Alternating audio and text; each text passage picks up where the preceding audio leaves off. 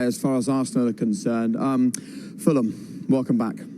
Yeah, difficult one, isn't it? Yeah. I said before the game, don't let the first game of the season define your season.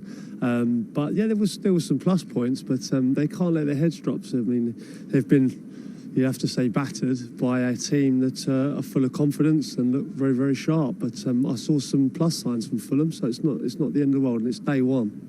Yeah, I think defensively they look out of sorts defensively. I think in the centre back area, I think they didn't look comfortable. They didn't look confident.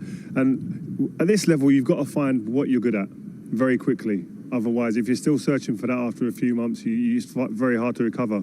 Get this game out of the system, watch it, analyse it, work out what you were decent at, and if you caused Arsenal any problems, what was that? And keep continuing them traits, and then find your identity at this level. It's different sometimes having an identity in the Championship and coming up. Can you continue that here?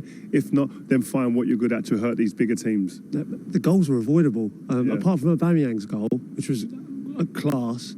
There was 2 avoidable goals there, and you can't do that against top quality opposition. Well, let's have a look at one of them then, because this was scored just a few minutes into the second half. You know, having conceded 8 minutes into the first, Fulham conceded 4 minutes into the second. It was all round though a good debut from Gabriel, top of the goal. Yeah, but this is a manager's nightmare for Scott Parker. You know, like, you don't mind Aubameyang's goal, you don't mind, but this, I mean, there's no movement. Usually we analyse, we put arrows and movement and where players go. It's literally all the players are stood there. There's only Holding with a bit of movement. And he's just headed it in. It's food and drink. I would have loved to have been on the pitch at that stage. You know, Hector's there. He's the one up against Gabriel. You've got to at least jump against your man, or you've got to make it difficult for your opponent to actually make a run to get on the end of things. Anything but that. But a great header from Gabriel, and I thought he was very good in the air. He was dominant, strong.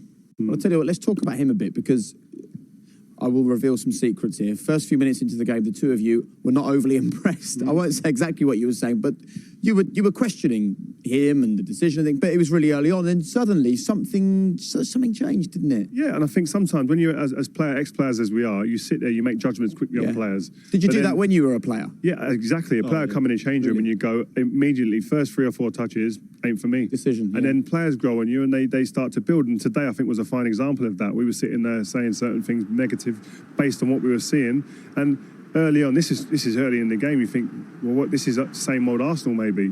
Buying a centre-half that doesn't really fit into the system and doesn't play, was sloppy in possession at times with his passing. But you've got to give people time, finding their feet, a new system, new asks, and a new league and a new country. But then it all grew from that and became very positive, and he had a very, very, very good debut. Yeah, and he's 1v1 areas. He doesn't look like people are going to get past him. He's strong, he looks quick, and as I mentioned, he was dominant in the air all afternoon. Obviously deserved his goal.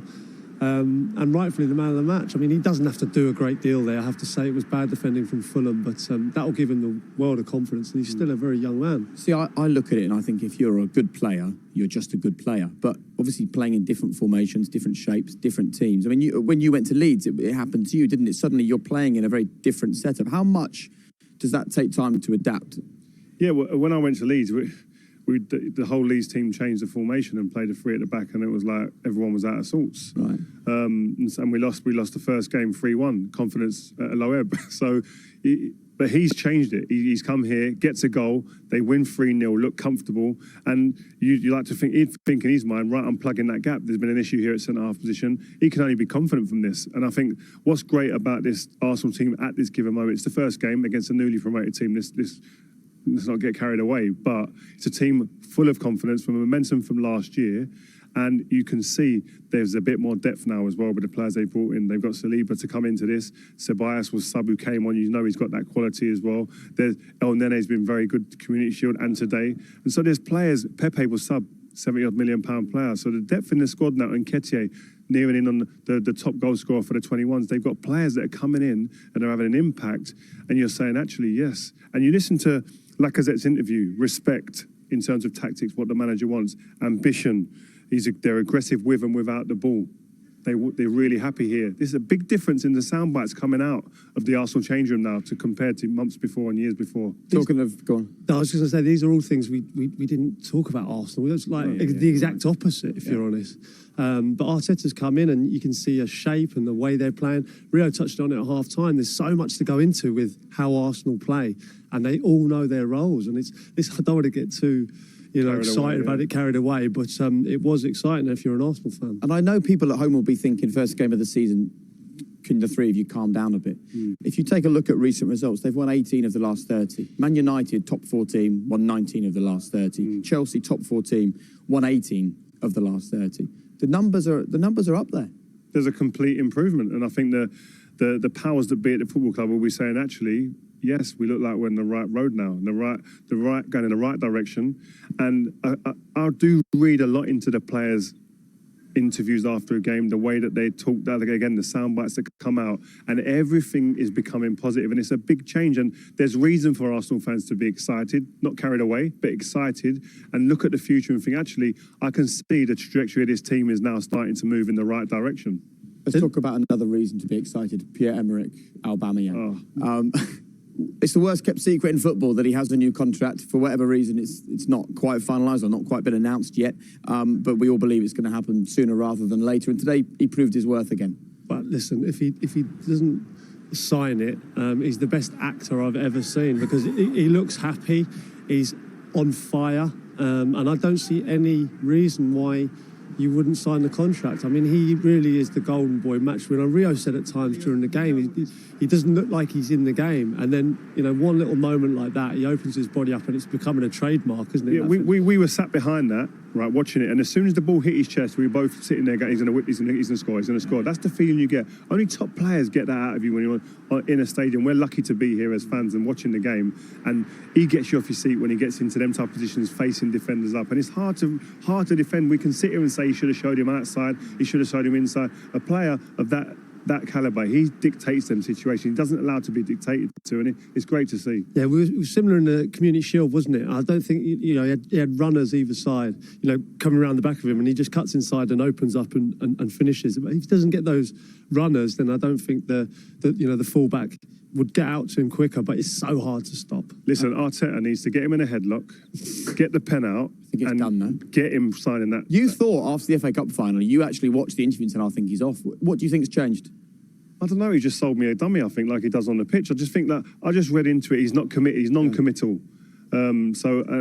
Either he's asking for a move away, or he's saying, I'm not committing because the terms aren't what I want yet.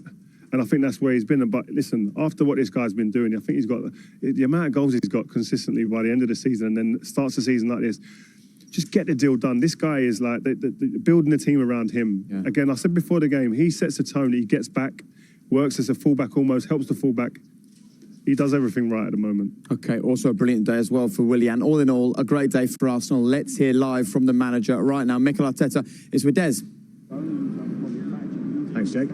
Is that what you wanted today to start the campaign? A comprehensive victory, Mikel? Yes, I wanted to see my team determined to come to this difficult ground against a really good team that is being promoted with a lot of energy and do the things that we trained and have the spirit that we've shown again today.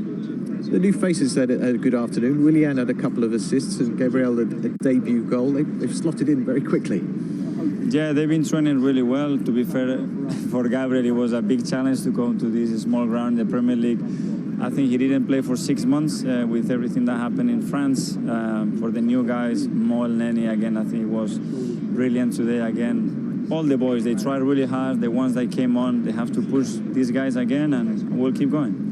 I was talking to Lacazette a moment ago. You gave him a high five as he came off the pitch. You were pleased with his performance. There's been a lot of speculation about his future here. He says he's happy here. He's clearly in your plans at the moment. Yeah, he is in my plans. A player that I like a lot. That he knows that he has it in his back or next to him, I would say. He's going to push him, and whoever is in better shape is going to play. And the same for the rest of the team. It's interesting, though, because you've revised a lot of people's view on El Neni as well, who hasn't played a Premier League game for Arsenal for 16 months, yet here he is. You're giving players a chance to prove themselves here. Well, Mo has been excellent since day one in training. He's a player that I know really well because we play together as well. I know what he can give us and how willing he is as well to improve, and I think today he was phenomenal. And what about Rob Holding? There was speculation of a loan deal for him. Has that changed now because of David Luiz's injury? I said to him, change your mind because you're not going anywhere.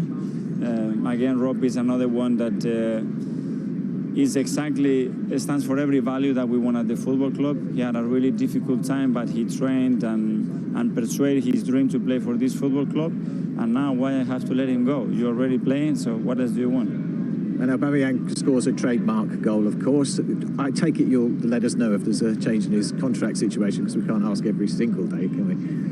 No, I think I am really positive that we're going to get it done very soon, and hopefully in the next few days you can get some news. Congratulations. Okay, thank you. Next few days. He's signing. Signed or signing? He's signing.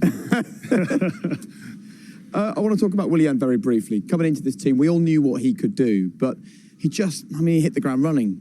2 assists today. Some people are saying it's 3, it's only 2 because it doesn't count the one that the goalkeeper saved. But he looks at home straight away, doesn't he? Oh, it's a perfect day for them. You know, him Lacazette, Aubameyang. It's a top front three, isn't it? And it's capable of beating any defence. But yeah, he'd be really pleased with his performance. I think Chelsea would be disappointed to see him go. Really, I know they've brought some players in, but you know, it's strengthened a rival of theirs, because it's definitely going to help Arsenal, because he was a class actor again today. So important, man. Depth. It's an 8-month season. Yeah, and he's come in, and you've got to think of the likes of Saka. Yeah. Probably one of their most creative players last season. He's on the bench. Pepe? He's a young lad. Pepe, £72 million. So, but he's added that little bit of class, that experience, etc. So working outside sometimes has its negatives, but thankfully I know the next thing we're going to do is hear from Scott Parker. Let's hear from the Fulham boss while I pick up my paper. Scott, you've had another look at the Premier League, and the scale of the challenge doesn't really get any easier, does it? Oh, a big challenge. I've said that before, Des, didn't I? To be honest with you, I think we all realise that the challenge ahead. In saying that, you know, for 45 minutes in that first half, I liked a lot about us.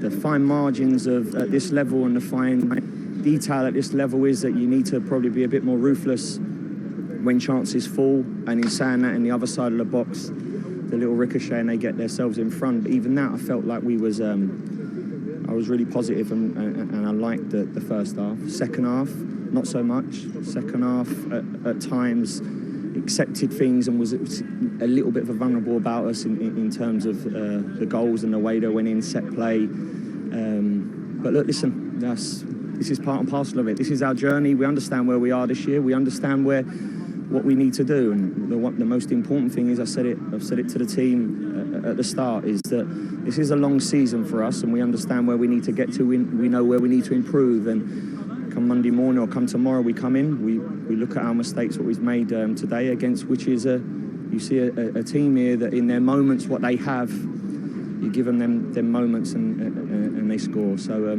disappointed, of course, we've lost the game 3-0, and you don't want to lose football matches 3-0. But also a realism to understand we're going to lose football matches this year. It's plain and simple. But how we react to the defeat, how we move forward as a team, how we progress will be the bigger test for me and my team.